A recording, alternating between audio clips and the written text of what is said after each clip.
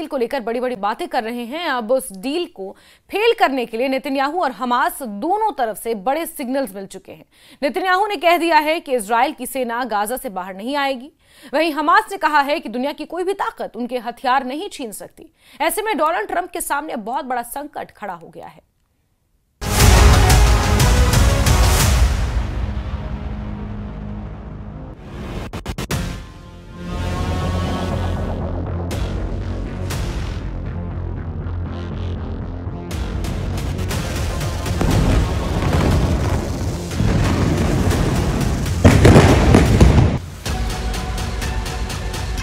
Gaza पर सबसे बड़ा धोखा मिल चुका है। इजराइल और हमास दोनों तरफ से डोनाल्ड ट्रंप पर बुरी तरह फंस गए हैं, क्योंकि जिस गाजा डील को लेकर ट्रंप पश्चिम एशिया में शांति वाला कबूतर उड़ाना चाहते हैं, उस डील से पहले ही नेतन्याहू की बमबारी ने गाजा में कोहराम मचा दिया है। इजराइल की सेना ने एक दिन में 50 लोगों को मौत के घाट उतार दिया।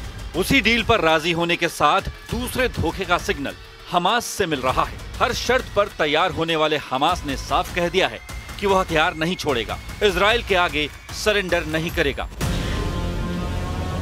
अब डोनाल्ड ट्रंप की नेतन्याहू और हमास दोनों से क्या उम्मीदें हैं, इसे उनकी सोशल मीडिया पोस्ट के जरिए समझिए। डोनाल्ड ट्रंप ने कहा है, जैसे ही हमास पुष्टि कर देगा, युद्ध विराम तत्काल प्रभाव से लागू हो जाएगा। इसके साथ ही बंधकों और कैदियों की अदला बदली शुरू हो जाएगी। ट्रंप ने यह भी लिखा है कि इजराइल की सेना पीछे हटने को तैयार है और नेतन्याहू शुरुआत में तय हुई वापसी रेखा पर राजी हैं। लेकिन ट्रंप से मिलकर बड़े बड़े दावे करने वाले नेतन्याहू अचानक पलट गए हैं। उन्होंने साफ कह दिया है कि इजराइल की सेना गाजा में गहराई तक मौजूद रहेगी। אנחנו על סף הישג גדול מאוד. זה עדיין לא סופי. אנחנו עובדים על כך במרץ.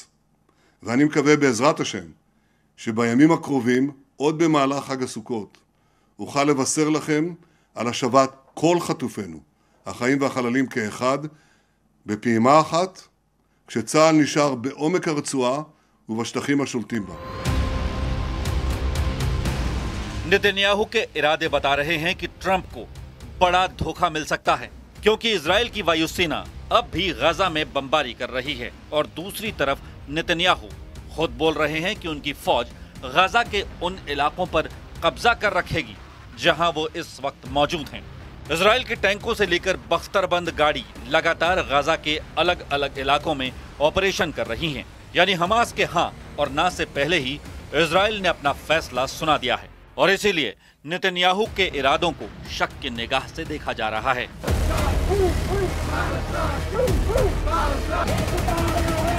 फिलिस्तीन को यूरोप का जैसा समर्थन मिला है, उसने इजराइल को चौंका दिया है। यह आइलैंड की राजधानी डबलिन है।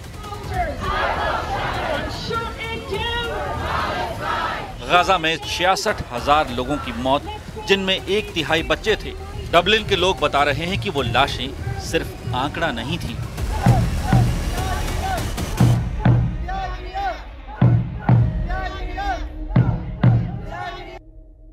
I'm here as a Jew for Palestine, so my family, my dad is actually Israeli, and I think I just feel really, I guess, betrayed by Zionism, that they've represented Jewish people as being occupiers, as not respecting human rights, and committing a genocide in the name of Jewish safety, and I'm having absolutely none of it. And I just think that it's like really essential for every Jewish person to stand up and say this doesn't represent us, and that we believe in Palestinians having the same rights, whether in Israel proper and the end of occupation. So that's why I'm here.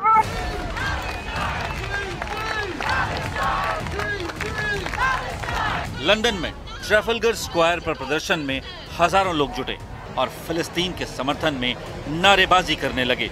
London की police हरकत में आई और इस तरह लोगों को वहां से हटाने की कोशिश हुई। यूरोप के वो देश जो अब तक इजराइल को हथियार और तकनीकी सहयोग देते हुए नजर आए हैं, वो अब फिलिस्तीन पर एक अलग देश का ठप्पा लगा रहे हैं।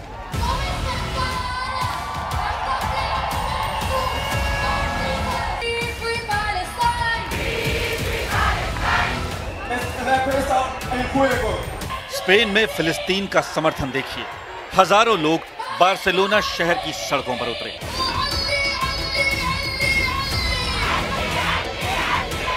ये 50,000 से ज्यादा लोग हैं जो गाजा में हो रही बमबारी के खिलाफ प्रदर्शन कर रहे हैं।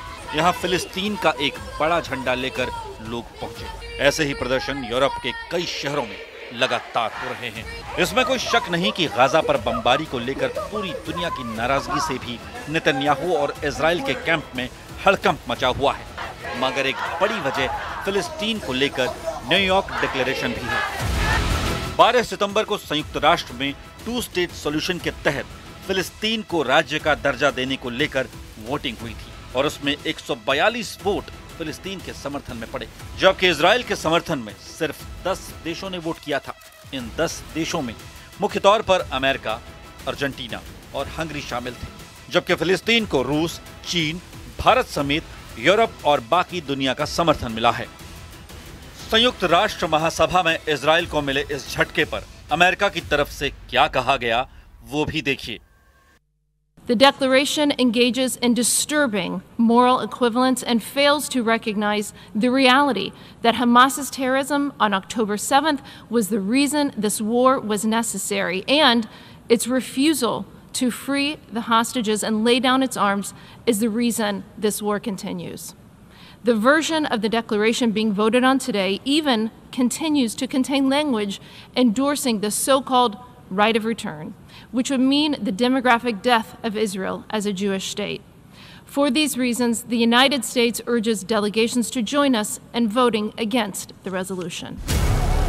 फिलिस्तीन को एक अलग देश का दर्जा देने की मांग एक ऐसा मुद्दा है जिसे नेतन्याहू कभी मानने को तैयार नहीं। यही वजह है कि संयुक्त राष्ट्र में मिले झटके ने इजराइल को एक बार फिर डोनाल्ड ट्रंप की चौखट पर पहुंचा दिया और वहां से निकली गाजा डील के बावजूद नेतन्याहू लगातार गाजा पर बमबारी कर रहे हैं। नेतन्याहू का एजेंडा दूसरा है, वो गाजा पर 100% कब्जा करना चाहते हैं। וכוחות צה"ל יפרסו מחדש באופן שצה"ל ימשיך להחזיק בכל השטחים השולטים בעומק הרצועה. אני שומע שיש כאלה שאומרים היום שהחמאס היה מוכן כבר לפני שנה או אפילו לפני שנתיים לשחרר את כל חטופינו מבלי שניסוג נסיגה מלאה מהרצועה. इसमें कोई शक नहीं कि ट्रंप जानते हैं कि नेतन्याहू अपने घर में बहुत ज्यादा दबाव में हैं। तेल अवीव से लेकर इजराइल के हर शहर में लोग जमा होकर सिर्फ 2 मांगों पर अड़े हुए हैं। युद्ध बंद करो, बंधकों को वापस लाओ। और इजराइल की पब्लिक ये भी कह रही है कि नेतन्याहू पर उनको यकीन नहीं, क्योंकि अब तक युद्ध विराम को लेकर जितनी भी डील की कोशिश हुई है उसे नाकाम करने के लिए नेतन्याहू ने कोई कसर नहीं छोड़ी। We know that President Trump has been pushing it.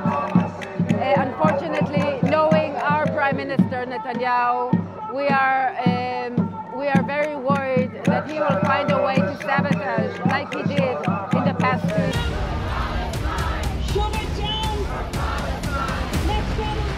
Israel की सड़कों पर ट्रंप और नेतन्याहू के पुतलों के साथ प्रदर्शन हो रहा है। ये तस्वीरें ऐसी हैं जो व्हाइट हाउस में भी देखी जा रही होंगी। डोनाल्ड ट्रंप भी जानते हैं कि इजराइल की पब्लिक अब युद्ध का समर्थन नहीं कर रही।